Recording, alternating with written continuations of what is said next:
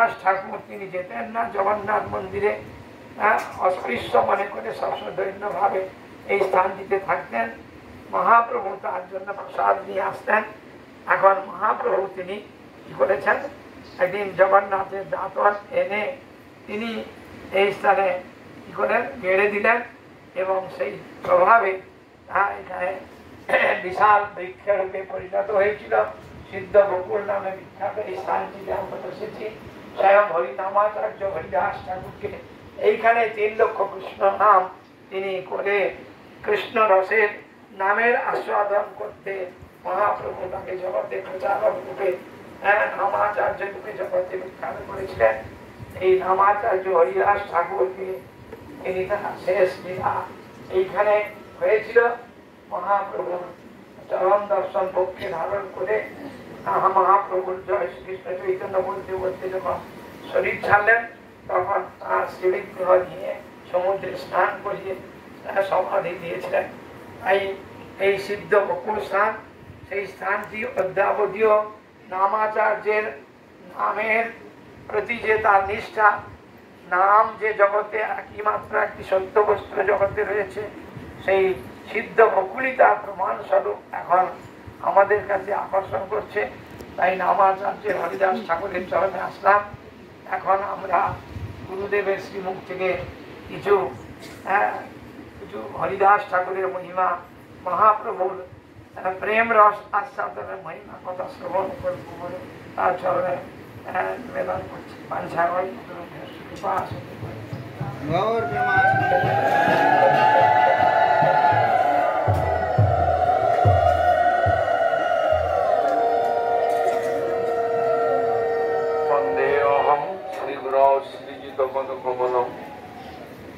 श्रीगुरुन् वैष्णवांश्च श्रीरूपं साग्रजातं सहगण रघुनाथान्वितं तं सजीवं साद्वैतं सावधूतं परिजनसहितं कृष्ण चैतन्य देवं श्रीराधा कृष्णपादान् सहगण ललिता श्रीविशाखान्वितांश्च मंचाकल्पतरुभ्यश्च कृपा सिन्धुभ्यैव च पतितानां पावनेभ्यो वैष्णवेभ्यो नमो।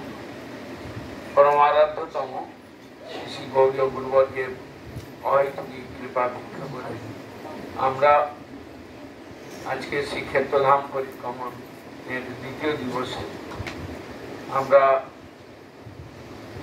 শ্রী পুরুষোত্তম মঠ হতে চলতে চলতে গম্ভীরায় কাশী মিশ্রের ভবন, যেখানে মহাপ্রভুর দিব্য অনুমাদ লীলা হয়েছিল, গভীর লীলা সম্পাদিত হয়েছিল, সেই গম্ভীরা নামক স্থানে আমরা দর্শন এবং তার পরবর্তীকালে অন্যান্য দর্শন করে আমরা এই স্থানে এসেছি। মহাপ্রভু শ্রী চৈতন্য দেব তিনি স্বয়ং কৃষ্ণ, তিনি রস আস্বাদন করবার জন্য তিনি সেই কলিযুগের প্রথম সন্ধ্যায় তিনি রাধার প্রেম মাধুর্য কিরূপ কৃষ্ণের দ্বারা আস্বাদিত হতো, সেই সকল আস্বাদনের বিষয়ে লোলুপ হয়ে তিনি এসেছিলেন। তিনি বিপ্রলম্ব রস বিগ্রহ, বিপ্রলম্ব রস বিগ্রহ আমরা শুনি, কিন্তু আমরা অনেকেই বস্তুটাকে বুঝতে পারি না। মহাপ্রভুর যিনি কৃষ্ণচন্দ্র, যিনি দাবর যুগে নিজ মধুর প্রেম বিস্তার করবার জন্য স্বগণ স্বপার্শ্বদ আবির্ভূত হয়ে লীলাবিলাস করেছিলেন বৃন্দাবনে।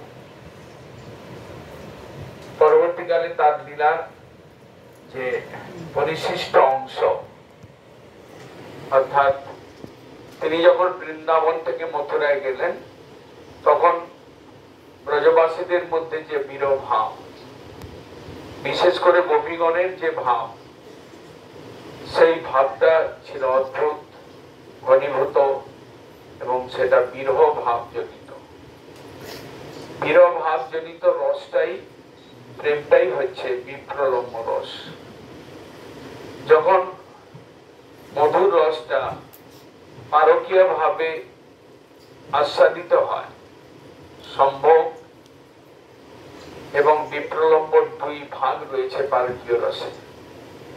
সেই পারকীয় রসের যে বিপ্রলম্ব বা বিরহকালীন যে রস, সেটি বিপ্রলম্ব রস, এবং সেই বিপ্রলম্ব রস মহাপ্রভু যে আস্বাদন করেছিলেন এই গম্ভীরায়, গম্ভীরার গভীর প্রদেশে তিনি স্বয়ং বিপ্রলম্ব বিগ্রহ গৌরহরি, তিনি সেই বিরহ রসের আস্বাদন করবার জন্য স্বরূপ দামোদর এবং রায় রামানন্দকে নিয়ে এই গম্ভীরায় বসে তিনি যে রস কৃষ্ণ লীলায় আস্বাদন করবার বাকি ছিল, কৃষ্ণ স্বয়ং আস্বাদন করতে পারেন নাই, যে রস রাধা ঠাকুরানী বৃন্দাবনে থেকে যে রস আস্বাদন করেছিলেন, সেই রসের পূর্ণ আস্বাদনের জন্য কলিযুগে, সেই দাপর যুগের পরবর্তী কলিযুগে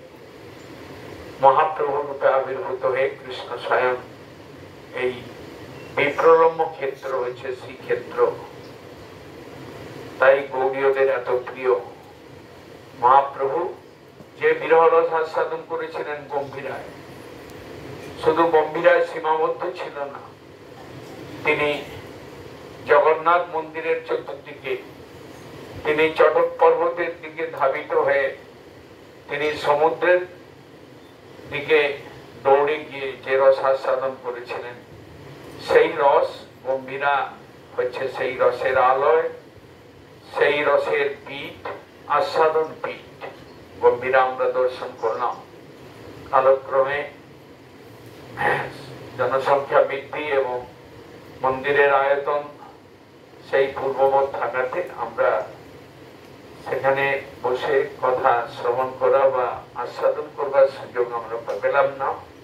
তাই আমরা সার্বভৌম ভট্টাচার্যের গৃহ, যেখানে মহাপ্রভু কে মূর্ছিত অবস্থায় পেয়ে পাণ্ডাদের দিয়ে উঠিয়ে এনে সার্বভৌম ভট্টাচার্য যে মহাপ্রভুর সেবা করেছিলেন, মূর্ছাগ্রস্ত মহাপ্রভুকে সেবার দ্বারা পুনরুজ্জীবিত করে পরবর্তীকালে মহাপ্রভুর নিকট রসের কথা, ভক্তির কথা শ্রবণ করে সার্বভৌম ভট্টাচার্যের হৃদয় বিগলিত হয়েছিল। তৎকালীন এক সর্বশ্রেষ্ঠ পণ্ডিত ছিলেন সার্বভৌম ভট্টাচার্য। তিনি মহাপ্রভুর সংস্পর্শে, তার প্রেমধর্মের সংস্পর্শে বিগলিত হয়েছিলেন, সেটা তিনি নিজেই শ্রীমুখে স্বীকার করেছেন। আমি এক লৌহ পিণ্ড ছিলাম, আমার হৃদয়টা কঠিন ছিল, বিদ্যা তর্কের বেদান্তের কচকচানিতে আমার হৃদয়টা পাষাণ হয়ে গিয়েছিল। তারে দ্রবাইলে তুমি পরম প্রচন্ড। সার্বভৌম ভট্টাচার্য বললেন যে আমার হৃদয়টাকে তুমি দ্রবিয়ে তুমি নরম করে দিলে, প্রেম রস সঞ্চার করলে। সেই স্থান এই ক্ষেত্রধাম। আমরা আজকে যে স্থানে এখন বসে রয়েছে, এটা নামাচার্য হরিদাস ঠাকুরের ভজন কুটির, এবং এখানে নাম রস আস্বাদন কিভাবে করতে হয়, কিভাবে তিনি নামাচার্য হয়েছিলেন, কিভাবে তিনি 3 লক্ষ হরিনাম নিষ্ঠা দ্বারা জগৎ জীবকে, কলিযুগের জীবকে জানিয়েছিলেন যে নাম রস বীজ পিবই অনুক্ষণ, নাম ও বিরহ নাই জানে। আমরা যে নাম উচ্চারণ করছি, নিতান্তই কভু নামাপরাধ কভু নামাভাস হয়। নাম উচ্চারয় বটে, নাম কভু নয়, কভু নামাপরাধ কভু নামাভাস হয়। আমাদের নাম নামাভাস অথবা নাম অপরাধ করছি আমরা। শুদ্ধ নাম, তার যে ফল প্রেম, সেই পর্যন্ত আমাদের হাঁটতে হবে, সেই পর্যন্ত যেতে হবে। তার জন্য এই সকল স্থানের পরিক্রমা, এই সকল স্থানের ধুলি মস্তকে লাগিয়ে স্পর্শ করিয়ে, এই সকল স্থানে প্রণাম করে, এই সকল স্থানের মহিমা শ্রবণ করে সেই হরিদাস ঠাকুরের যে আঙ্গিনায় সিদ্ধ বকুল তাকে স্পর্শ করে আমরা কলিহত জীব, নামাপরাধগ্রস্ত জীব, আমরা নামাপরাধ শূন্য হয়ে যাতে শুদ্ধ নাম উচ্চারণ করতে পারি, সেই দিকে আমাদের এগোতে হবে। তার জন্যই আমাদের গুরুবর্গ এই সকল পরিক্রমণের ব্যবস্থা করেছেন। প্রত্যক্ষ গৌড়ীয় ভক্তগণ, উড়িয়া ভক্তগণ সম্মিলিত হয়ে তারা এই সকল স্থানের পরিক্রমণের দ্বারা, এই সকল স্থানের মহিমা শ্রবণের দ্বারা, এই সকল স্থানের স্পর্শ দ্বারা তারা নিজ নিজ হৃদয়কে শুদ্ধ করে ক্রমে তারা ভজনের আনন্দ, নাম রস পান করবার আগ্রহী হন। আমরা আজকে গুরুবর্গের কৃপায় সেই স্থানে আসতে পেরেছি। আমরা জয়যুক্ত হন, আমাদের গুরুবর্গ জয়যুক্ত হন। বাঞ্ছা কল্পতরুভ্যস্য কৃপা সিন্ধু।